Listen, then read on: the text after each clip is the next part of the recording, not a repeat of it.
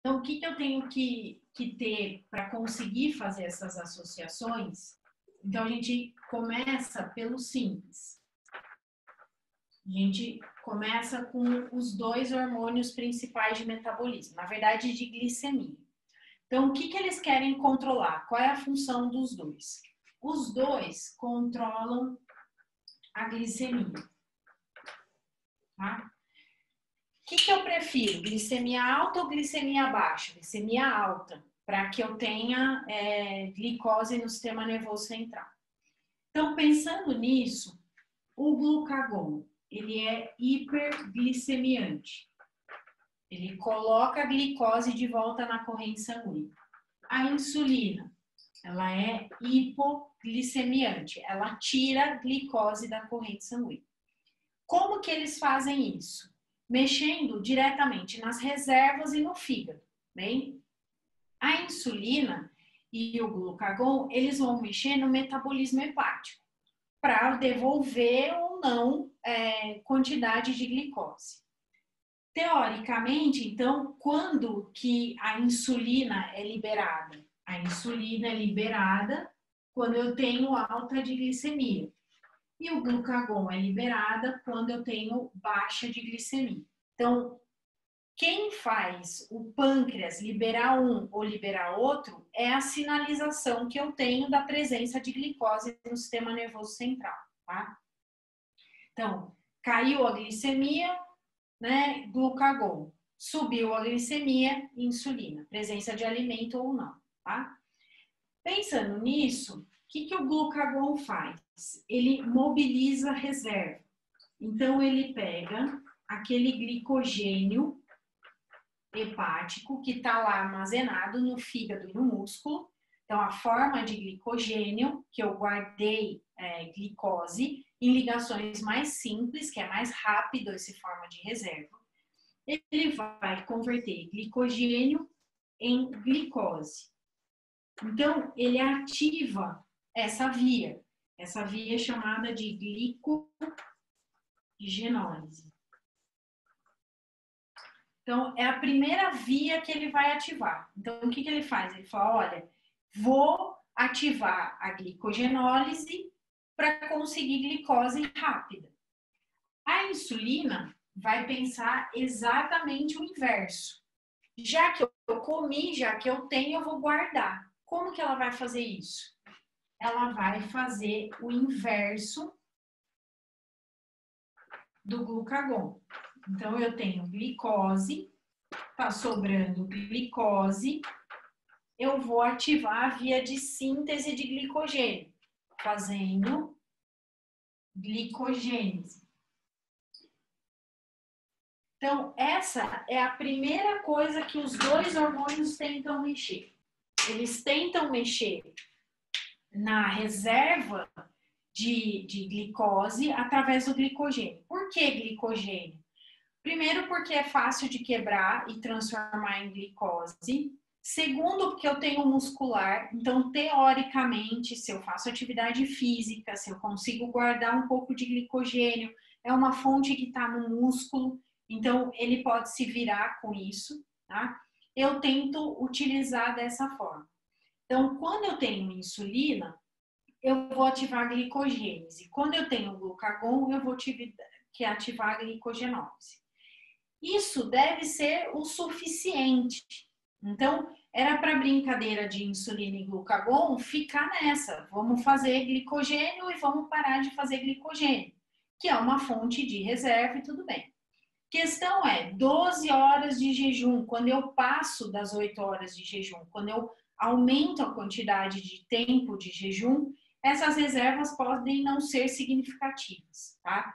Ou mesmo a quantidade do hormônio que eu liberei não é significativa só para glicogênio, não deu conta, ou seja, a glicemia não está controlada, né, com o glicogênio. Então, eles vão fazer mais uma via, e aí hepática. Eles vão falar para o fígado que o fígado tem que começar a colaborar. Então, o que o glucagon vai fazer? Né? Ele vai pegar, ele tinha uma via, que era a via onde ele tem né? Os substratos, então, carboidrato,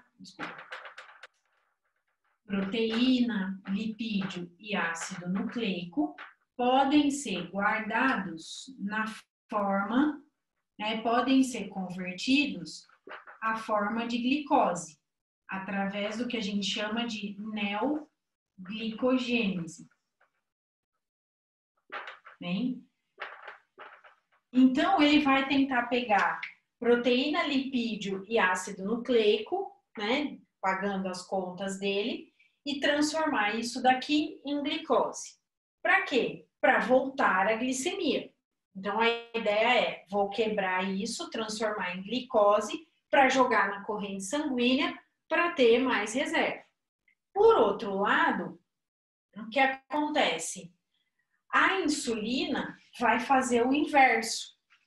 Ela tem proteína, lipídio e ácido nucleico, e ela vai fazer o quê? Pegar essa glicose e interromper essa via. Então, ela negativa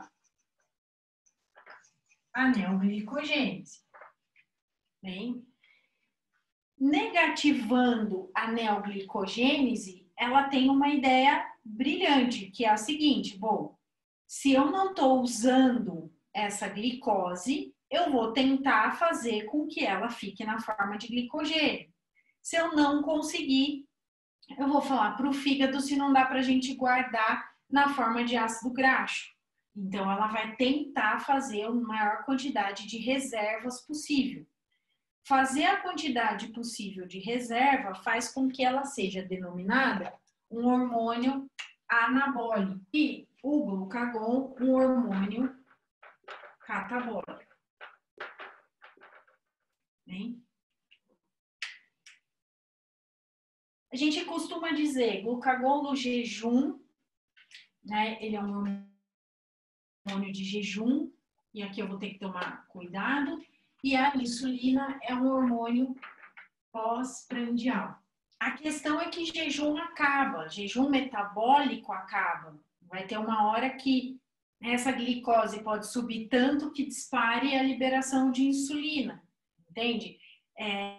E isso é um erro, eu imaginar que eu vou ficar muito tempo em jejum e que eu vou continuar em jejum. Existe o jejum onde eu vou tentar ficar quebrando até a hora que essa glicose subir e eu tiver reserva e a insulina aparece. Então, eu também tenho essa questão de número, de quantidade de tempo de jejum efetivo, sem presença de insulina, né?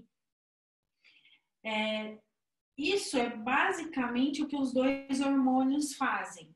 Eles controlam a quantidade de glicemia, a quantidade de glicose que você tem ali, tá? E o controle maior é sobre a insulina, pelo fato dela ser um hipoglicemiante. Então, o pâncreas, quando ele degenera diminuindo a liberação de insulina. E é isso que complica no tratamento de diabetes. Por quê? Não é porque ele deixou. Então, na ausência de insulina, quem manda é o glucagon. E o fato do glucagon estar mandando, ele dispara a neoglicogênese. E é isso que o indivíduo não entende.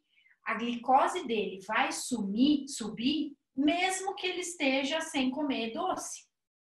Mesmo que ele esteja fazendo dieta. Por quê? Ele perdeu a sinalização de insulina.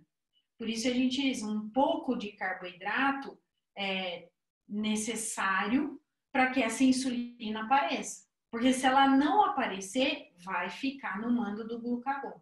Então, são hormônios que se contrapõem e estão numa balança. Então, sempre que um sobe, o outro desce e vice-versa. Se você não tem né, se você não tem insulina, o glucagon fica mandando. E, de novo, não existe ausência de glicose, porque se você não comer essa glicose, o seu organismo vai fazer essa glicose para que você mantenha a glicemia, né? Senão começa a complicar, tá? Essa necessidade de manter glicemia e um problema sério da síndrome de realimentação, quando alguém fica em desnutrição total, não come absolutamente nada, é o fato da glicólise, que é a primeira quebra da glicose, necessitar de 2 ATPs. Então, essa loucura, né, de manter a glicose está no fato de que para eu comer, para eu conseguir usar a glicose e ela virar ácido pirúvico, eu pago 2 ATPs aqui. Então, e de onde vão vir esses 2 ATPs? De uma glicose que fez glicólise e me deu 2 ATPs rápido. Então, se eu deixo de comer e não tenho nada mais de nutriente, é como se meu metabolismo falasse, tá, agora eu não tenho nem 2 ATPs para começar a usar essa glicose. E eu não consigo realimentar o indivíduo, porque ele não tem mínimo de reserva para isso. Onde começa a ficar complexo? Quando a gente bota adrenalina e cortisol aqui. Por quê? Glucagon, adrenalina e cortisol são de catabolismo, então eles puxam para cá. Eles são hiperglicemiantes, né? Eles põem glicose na corrente sanguínea. Então, quando eu começo a juntar todos os hormônios, a corda começa a não ficar justa, né? A insulina é o único hormônio hipoglicemiante. Todos os outros hormônios hiperglicemiantes. Então, cortisol, adrenalina, são hormônios que vão puxar para o glucagon, ou seja, vão aumentar a glicemia do sujeito.